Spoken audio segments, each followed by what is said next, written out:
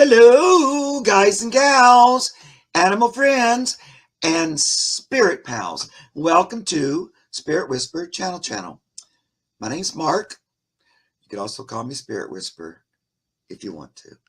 I don't see many people here today. Hi, Lark.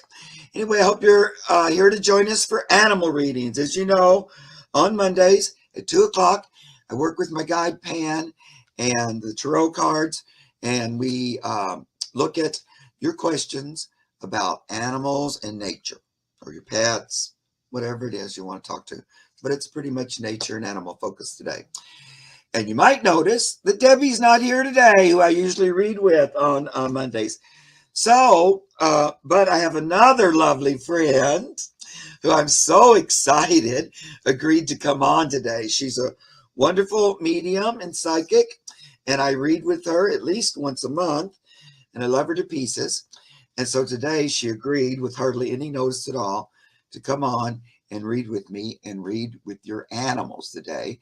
And that is, let's give a big welcome to Sun Psychic Jean. Yay!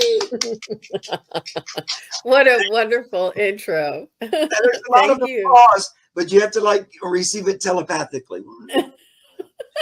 I hear it. I'm so happy that you agreed to come on here. I love you to pieces, sweet, and I love reading with you. And we'll have fun today doing this. Absolutely. I'm honored to be invited. It's going to be a great day. And okay, so what's been happening with you? Hi, Wiki, Jean, this week. Anything exciting? Yes, we had a little bit of a celebration for St. Patty's Day yesterday on Sherry, Voices from the Swamp, and Amy, Warrior Princess.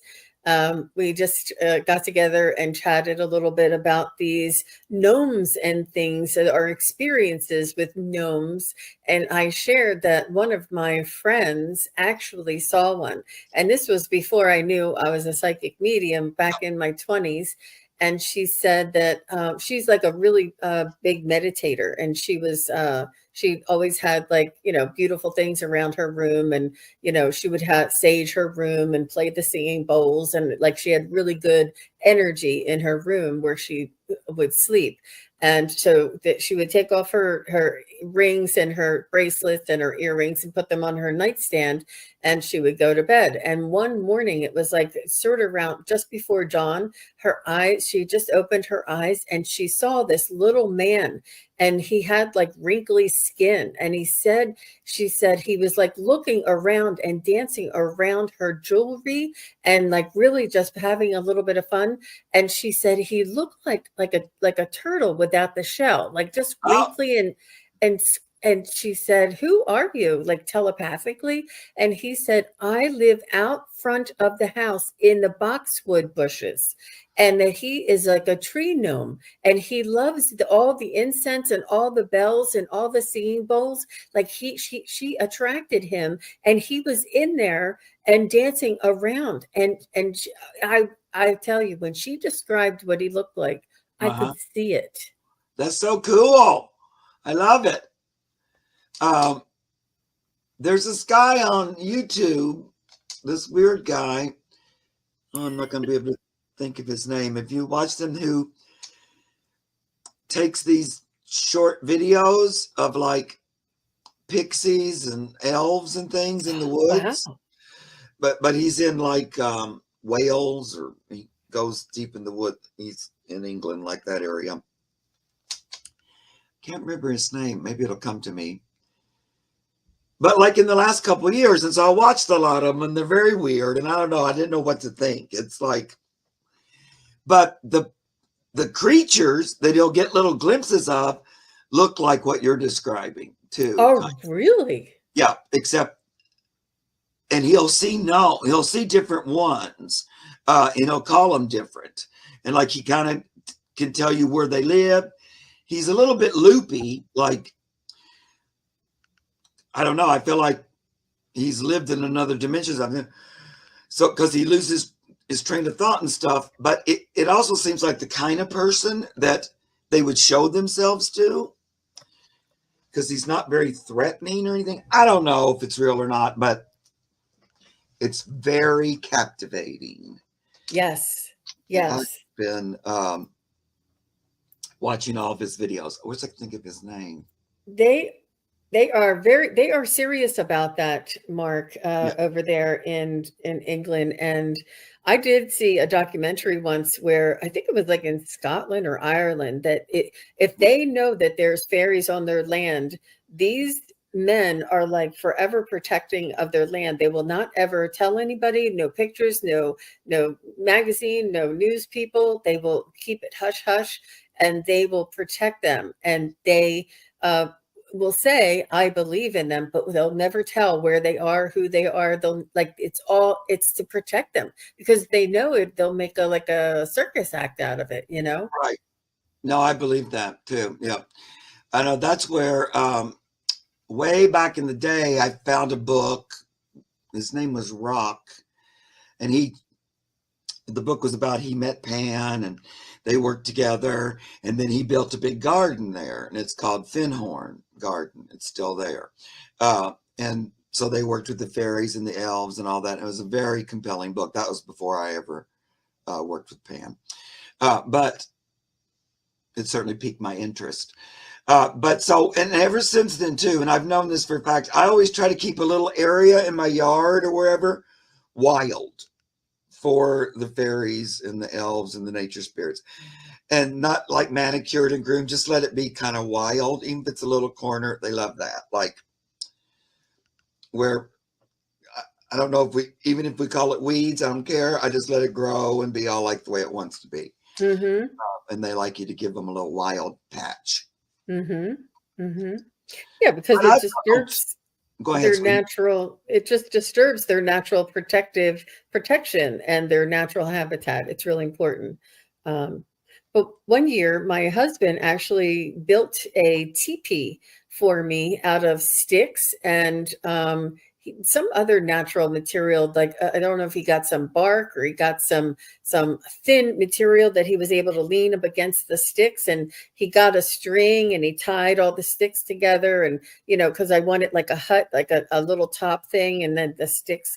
And he tried to build that for me. So, because I had a fairy garden in the house, it wasn't quite cutting it. I needed it outside. So he built one there. And then, like a day or two later, Mark, you're laughing because you know what happened to it. It was demolished. And we found out that the squirrel was like making a little a bow up in his nest up there, and the squirrel came, untied that bow, and brought it all the way up to his nest. I love that. So cute. Little squirrel. I know. I like, I've said this before on my channel, but when I first met with Pan, I would have these long meditations with him where it seemed like he was teaching me classes about, it Mm. was like a college class, but he would be teaching me stuff about plants and animals and minerals and fairies and elves and blah, blah. And during that time, he would give me projects, like homework, sort of.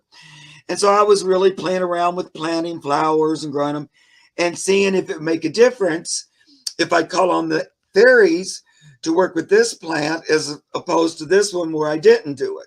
And of course, it made huge differences. And I was growing this yellow rose bush, and we lived in a house that was on a raked like mountainside. So the front yard went like a slant. You couldn't really sit on it. It was just a slope. But at the top, where the steps went up to the house door, there was a little small square of land, and so I planted a rose bush. But the house was still higher.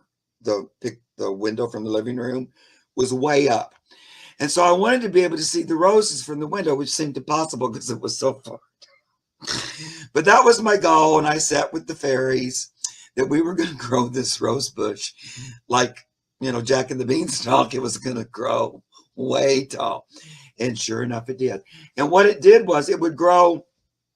It would shoot up one branch, like stalk. What do you call a rose? Because it was a single rose plant. It wasn't like a bushy rose. It was, Oh, okay. what do you call those? Just Hmm. long stem. There you go, long stem roses. And so that plant would literally grow like 4.5, 5 feet. I mean, that one stem, and then bloom a gorgeous rose on top of it that would be right in front of the window. But it had to grow so like a skyscraper. It was so weird. Oh my But it goodness. was just that thing of, well, now how am I going to deny that the fairies helped me with this because it's so bizarre and roses don't even really grow like that.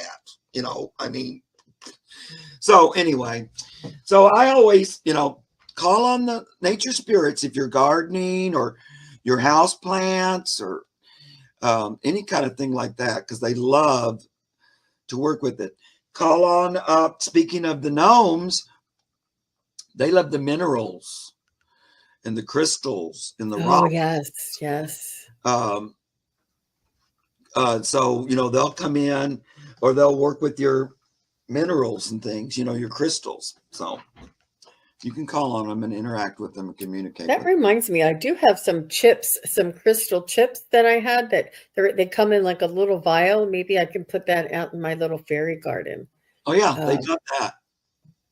Yeah, they love you to give them a little stuff.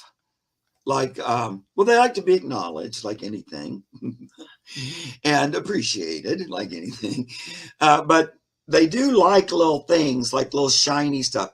That's interesting because that guy that goes in search of the pixies and stuff, he'll take little candies and he'll like stick them on a stick. And like once he saw him and he had like three little, they were some kind of British candy that I didn't know, but stuck them on little sticks. So they looked almost like little umbrellas. They were little. And then he stuck them around where he thought they were. And then he walked way away. And then the camera, that little thing came out and got them and took them, like gathered them up, like picking them. you And have to send me that I link. Try and link it to the show notes below because I want to see that. But I think it's honey drops. They like honey, natural honey. And I think those honey drops are what, when you said that, when you told me the shape of them, that's what made me think. I think they're honey drops that he had out there on the sticks. Wow. Yeah, it's so cool. And plus they wear little outfit, not like, but sort of like clothes, but they're made out of, and so they love to scavenge and forage. I don't know. It really opened my mind a lot just by watching that. It's hard because, these days everybody fakes and lies and cheats about everything. So there's that. This guy doesn't seem like that kind of intelligence to do that. You know what I mean? He has this young guy that goes around and films with him, but I don't know. I'm going to send you the link so you can go watch some, and then you tell me. I'll invite you back. We'll do an investigation for sure. No, it's I amazing. came It's away believing it, and there's a lot of different. And the sightings will be brief, or like they'll follow him. Like he'll be leaving the wood. Like there's one point where he thinks he upset them, and one was like, "Oh, getting all angry," and so then he leaves. But then he'll go, "But I think," and you'll look way back and you'll see it run through. So it's following him down to make sure he leaves them. I don't know. It's very cool. Anyway, you guys need to look that up. If you just put in pixies in YouTube, he'll probably come up. Oh, okay. He's got a beard. I don't know why I can't think of his name. Oh, I hate that. But anyway. Okay. It'll come to I'll you maybe. send you the link, but anyway. And you saw the like the flying little fairies, the ones that are like about an inch and a half, and they catch those like on door ring camera, the door cameras, and I've seen those, and they look like little things with wings, but they have legs. Like you're like, that's more than just a bug. Yeah. I know. And plus all that camera thing, they're just catching a lot of stuff on those door cameras and on those trail cameras. Yes. This week Deer I was cameras. watching, a video on trail camera creatures, cryptid. And then there were several where they catch that weird long-legged white. It looks like an animal, but it has really long arms and legs, and it's very creepy and horrifying looking. But I've seen it now several different times. Wow. Well, anyway. We're going to be doing some today's our pet readings day, everybody. That's right. In case it's your first time here. If you have any questions regarding your pets, whether they're still here in this world or whether they've crossed over, we do psychic, which is in this world, and mediumship, which is if they've crossed over, right? Yep, that's Mm-hmm. right. Well, we got a few things starred, so we're going to get started here. Let me tell you guys who I starred. Michelle R., Lark Kemper, Karen Doyle, Suki, Kelly S., and Froxy Roxy. So those are some questions that I starred. So if you're saying, hey, wait a minute, I asked a question, you didn't say my name, put it in again, okay? Because I missed it, although I don't think I did. All I, righty. I So think it was the fairies and the gnomes. maybe so. The only different thing is Facebook. So I don't know. Anyway, they helps my lost pets. My friend's cat is missing. Oh, Wiki asked a question. Melissa asked a question. Okay. No, we're not gonna. Yeah, I got your question, Wiki. All righty. So we're gonna look at. Sorry, guys, I got a little discombobulated there. At Michelle's question, my neighbor and friend's dog Tilly Nordquist. Oh, Is that the dog's name, Tilly? Passed away yesterday while we were away from the weekend, or your friend. I was fooled because of the last name. While we were away from the weekend, does she have any messages yet? Passed away yesterday. Oh, honey, I'm so sorry. that is so hard, Michelle. Oh my Yeah. gosh. Oh my gosh. It affects the whole neighborhood. That dog, I feel like that dog has been in her life for many years, at least, 14, 15 years. I feel like you can feel almost like a vacuum of loss, where the energy, this dog had big energy, lots of love. Everybody loved the dog. I feel like, and like, oh, so it was almost like a neighborhood dog. Like everybody in the neighborhood would be like, hey, I don't know. Can you tell us if Tilly is the dog's name or your friend's name? But we'll say neighbor dog. Yeah, Michelle, are you still here? On this show, we like you to be here when we're doing your question. So if you're here, say hi. So I think it might be the dog's name because she That's, said Tilly passed away yesterday. So I think Tilly is the dog's. yeah, she's It's a the dog. wonderful. Yeah. Yep. Yep. I feel like she had such big energy and a lot of love, and like the neighbor shared her love, and when she would walk her, everybody would be like, hi Tilly, hi. Like she was very well known and very well loved in the neighborhood, and almost a little bit not goofy, but like really like happy-go-lucky kind of a disposition. And I'm not sure. Did she say what kind? I see it's like a terrier, a golden retriever, or some sort of a golden. I see like a bigger dog, and maybe like a golden colored dog. And I see one that you really had a lot of like love and would wag, wag, wag, wag, wag. I mean, just I see her getting excited and really the whole neighborhood's dog. Um, she said she feels honored that everybody is remembering her and is taking this sacred time to honor her and to like memorialize her. Um, oh wow. She said she's going to be sticking around and helping through the grief as well. She's going to be almost like making little sounds or moving her toys around or something like this, that she wants to sort of just ease the impact of her loss a little bit. How about you, Mark? Yeah. Michelle, was the dog's owner away? It feels like it. Was she gone when she passed? I know you said we were away from the weekend. Were you with your friend and then the doggy passed while you were away? I feel like that's what's going on. But anyway, and while I'm looking here, hey Ray, did you have a hard time finding us? I know there's something going on with the channel or something. Oh, she was. They were away together. Oh yeah, my gosh. Um, you know, that's screwing with my brain, the whole like there's some kind of internet failed rail. But so yeah, because she wanted to pass. She chose to pass while you were away. Um,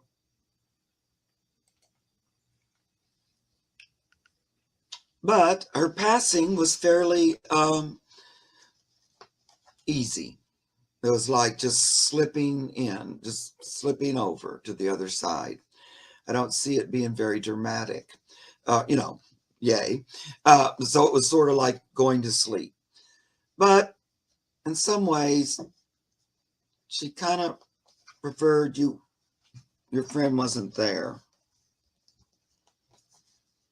I think she just thought it was a way, it was kind of to help take care of her, or in a way she did it for her, sounds like. She's aware that you're honoring her today, number one.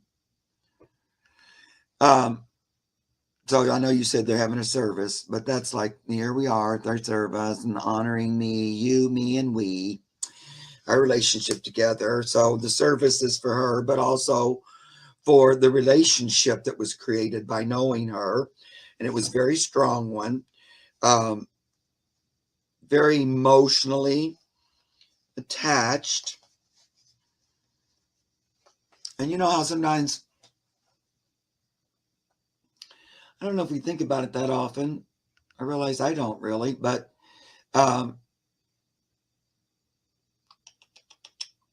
even though life's everlasting and the soul goes on and moves into a new expression, it's also sad, emotional for the animal when they're ready to transition. It's like for them to say goodbye to this lifetime. So, it's hard for us to say goodbye, but it is for them too, in a way. And so that was part of her reasoning for why she kind of wanted to go by herself. Okay, I'm going to start this question. I'm just going to pull one more card. She's not saying too much about what's next because this just happened. So she's sort of she's kind of, more attention is still on earth than it is on heaven right now. So she's still like, she sees that there's a service. She sees that you guys are, grieving for her, paying homage to her, loving her. So her attention's a little bit more on that than on what's next. But she's made a clear cross. She crossed. And what's next will be where do I, this is what's next, purpose, following her path. So she hasn't quite got there yet. Like in a week from now, I might be able to see a little bit more what she's planning on doing. Is she going to stay there for a while? What is she going to do? So right now it feels like it's a little too soon to decipher that. Her passing was easy though. And I don't feel a lot of pain or anything. It just seemed to go pretty much quickly. Anything else from you, Jean? So, Michelle, do you have a pet that may be missing Tilly as well? Because I was just curious if they had other pets, and it said no. And then I said, does Michelle have a pet? And yeah, I'm not sure, but she did say it was a little black dog, not a golden retriever kind of dog. So, but it was like it was everybody's dog. And the energy of this dog really felt very loved by everybody in the neighborhood, and I think everybody would call his name or her name, say Tilly, hi Tilly, and it's feeling the love that it received from everybody in the neighborhood, like it was very much appreciated. Yes, and Tilly has a sister cat named Stella. Okay. And I imagine her attention's still quite a bit on Stella, because I still see her very focused on Earth, sort of, on her house, you guys' energy, you know. She doesn't really have any regrets or anything like that. You know, it was a great life. Spoiled, you know, lucky cat. Now, Melissa, I see your comment there. I always tell mine to wait till I am with them, and I have a cat right now that I'm afraid I'm losing. Calliope. Yeah, I get that. Several years ago, when I was in California, I came home to visit my mom in Kentucky because it was their 80th birthday, and so it was a big thing, and I planned to fly home. And just before time to go, like the day before, my dog Olio got really sick, and I got really concerned. It felt like, oh no, this is transition. I felt like he was going to transition, and it was weirding me out, and I couldn't really cancel that trip. I just had to go, and I did that, Melissa, where I sat with him and I prayed and I asked. Now, I did say, I want you to do what your spirit most needs to do for its journey, but if it's okay with you, I'd prefer to be with you when you cross. If you could possibly wait for me to get back, because I was so worried, because it was that, you know, I understand if you can't, I wanted you to be your choice, but if I can make a bid in there, I'd like to do it. And so I was on the trip, and my partner called to say, you know, he was being really quiet about Olio, but I know. And when I asked him, well, he's not doing too good, and you know, he misses you, but everything's okay. He didn't want me to worry, you know. So, but I was worried. But when I got home, Olio waited. He met me at the door. It didn't look like his spirit was there in him at all. It was just like nothing. And then that evening, he just died in my arms. So he did wait for me to get home. But I think it's because it suited him as well. I also had a cat once, and a lot of times cats will wander off. That's sort of their nature, to go off alone and pass away. They kind of have that thing. And when my cat, all of a sudden she disappeared, and I immediately knew that's what was happening. I was going, no. And so again, I like went into meditation and talking, and I asked her if it was okay with her. I understood. You know, I always want to leave it to them. I don't want to feel like change your thing for me, but if I could have anything, this would be great if it doesn't, you know, affect anything negatively. And I asked her if she would come back to the house and just die in the house. I didn't really want her to die out somewhere, and I wouldn't be able to find her, know where she was. And I got very clearly that she was trying to transition. And then that evening she came back home, and then she died at home with me. She came back inside. So, you know, that can work that way, but I always just, and, you know, I like to share my experiences with you guys. I feel like that's the best way I can do this channel, really, because I've had a lot of weird experiences in my life for whatever reason. And I have all these, you know, but I just always think it's important, as long as it's for your highest good as well. You know, I don't really want to infringe on what's going on with you, but you mean a lot to me, and I would like to be there in your crossing if that's possible. So anyway, but I've also had this other experience very strongly where an animal did not want me to be there during the passing for whatever reason as well. So, you know, in their choice, they would rather not. But having said that, and that's with zoo animals. I'm trying to think back. Every one of my pets, and I've had many, have passed with me at home, you know, at home with me. So, but I want it that way, you know. Okay, let's move on. Well, I went off on a tangent there. I don't know what happened. It was important to share, for sure. I know every once in a while it's like, Mark, tell this story. Okay, let's see. Lark, so are you just looking for us to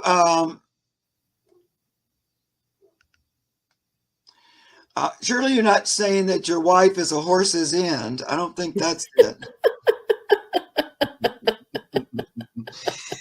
But I think you're saying your wife's horse, his name is Ringo, and then you have a German Shepherd, Vivica. And of course, I'm playing Lark. You know me, I'm a jokester. But it looked like my wife's horse end. Okay, well, I like big butts, but cannot lie. Okay, I mean, okay. Are you still here, Lark? So I'm assuming, but you know how it is when you assume. These that they have both passed, Ringo and Vivica, and you're just looking to see if there's any messages from them. Not just, but that's what your question is, right? Ringo. If it's wrong, say wrong. He says, that's good. He says, yes, that's good. No, yeah, okay. I think he's laughing too because I was making too. Yeah, I see you're here. Thank you very much. We rescued Ringo from the Amish. Aha. He's a beautiful racehorse. So he is now currently. So you still have Ringo. Is that true?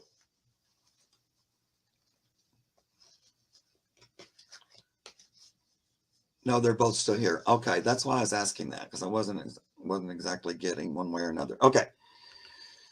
So you got your little shepherd and you got your horsey, and you just wondering if they have any messages. Now we're on track. Thank you, Lark.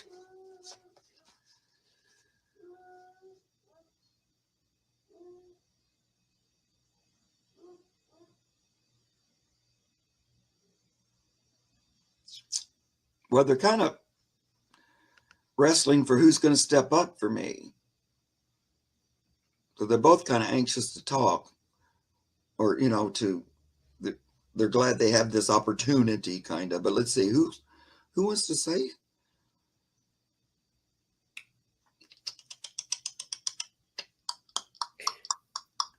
So, is Ringo the newest one to the family? Has he more recently joined the family? I'm just curious. Vivica seems more in charge of stuff. And feels like still works on a relationship with the horse. What are you hearing, Jean? Definitely that Ringo is a prima donna, so to speak, and Ringo thinks that Ringo is all that, and Ringo demands attention and is noisier, needier, a little whinier, a little more vocal, and Vivica is just very much dutiful, has responsibility, and is right by your side, right by your knee, wherever you go. Even if you're starting one way and you forget something, you turn back the other way, she's right with you. She's right by your knee, walking with you like your shadow. And I think that Vivica is helping you and your wife with Ringo. I feel like Vivica has Ringo's number, if you know what I mean, and she's trying to help you guys help you out with this rescue. And it's not that Ringo has a personality that is egotistical. It's just that Ringo has Ringo had something to prove at a certain point in her life, and it feels like I don't know if it's a she or a he, but if Ringo doesn't they think that they still need to prove something, because at one point there was some competition, there was some breeding in competition, that you need competition and you need to be, noisier and better and noticeable. There was something about that she still has, or Ringo still has, that in her energy. But Vivica is all about, what do you want me to do, Dad? What do you want me to do? What can I do? What did you hear her? Did you hear her? Like, just always looking at you. Oh, we spoil the hell out of both of them, he says. Feels like Ringo inherited that haughtiness, or that bread is like it was in his breed or his line or something. It feels like, I feel like him saying, yeah, a line of, like he comes from a special line. He feels very special. There's no doubt about that. I do hear Vivica saying, yeah, Ringo thinks he's all that in a bag of chips, but really I'm the boss around here, says Vivica. I'm the one that's the house animal, and you're out there, and so you think you're all that, but the truth is, see, I know. Look at Lark. What Lark just said. Ringo wants to be the alpha. That's right. But Vivica's saying, yeah, you in a bag of chips. I do not think so, because Vivica says, yeah, this is like a pushy and thinks knows everything, but not really. It's very cute, though. Vivica's still dealing with this horse a little bit and trying to get it together here. The horse, though, gets this 6 of Swords going, leaving troubled waters into smooth waters, what this card usually says. Because I think, is Ringo a boy? I think so. Yeah.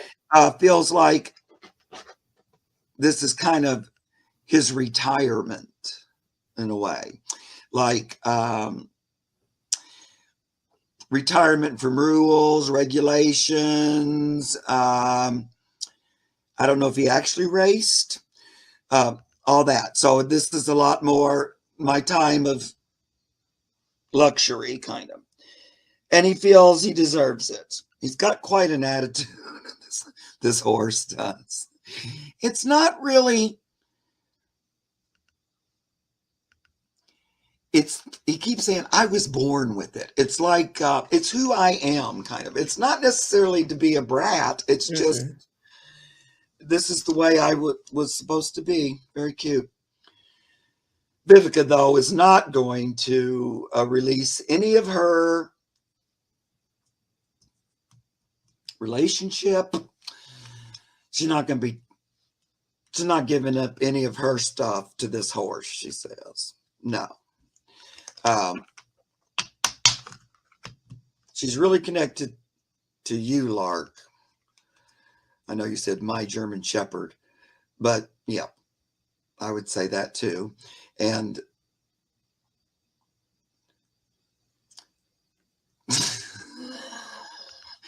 it's almost like a little bit, she showed me a little bit of like two teams in a tug of war, and here's you and the dog, and then there's your wife and Ringo, and there's a little back and forth going on a little bit. Yeah, they both have a big, I get that completely. It's like at a standoff a little bit. It's not negative. As a matter of fact, you probably laugh watching, their reactions with one another and everything. But it's a little bit like we've picked teams. But I'm saying to them all, everybody, it's one big happy family, and there's enough for everybody here. And Ringo can be the alpha of the horses, and Vivica can be the alpha of the dogs. You don't have to try to axe one out to have the other. There's enough room for both. They're all going to work out and work themselves into a little relationship. They already have, but it's still growing, and their relationship will still continue to change between the dog and the horse. But it's positive.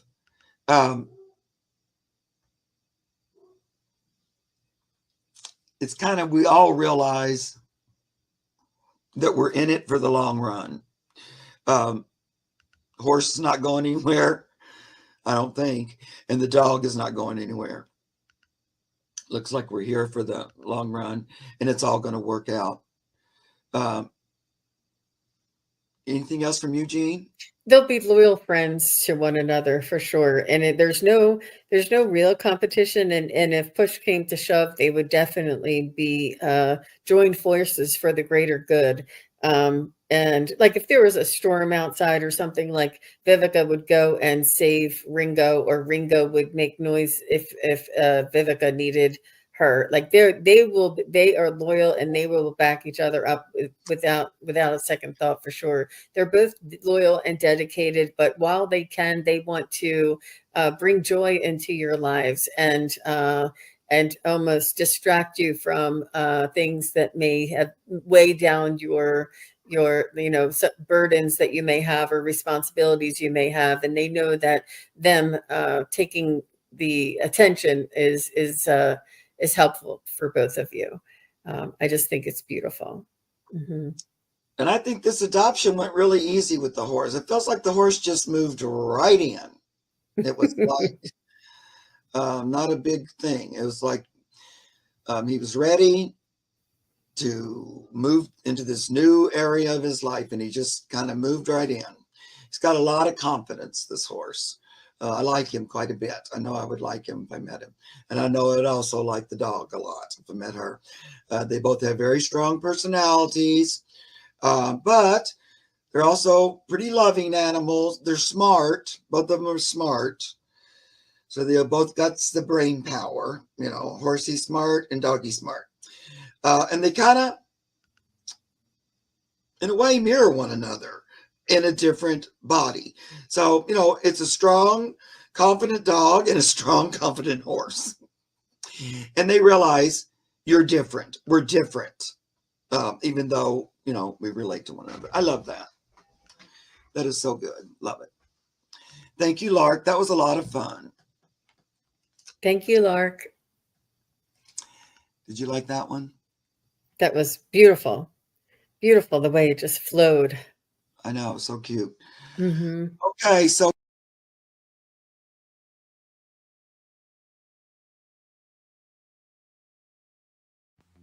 thank you, everybody, for watching. Your support is greatly appreciated.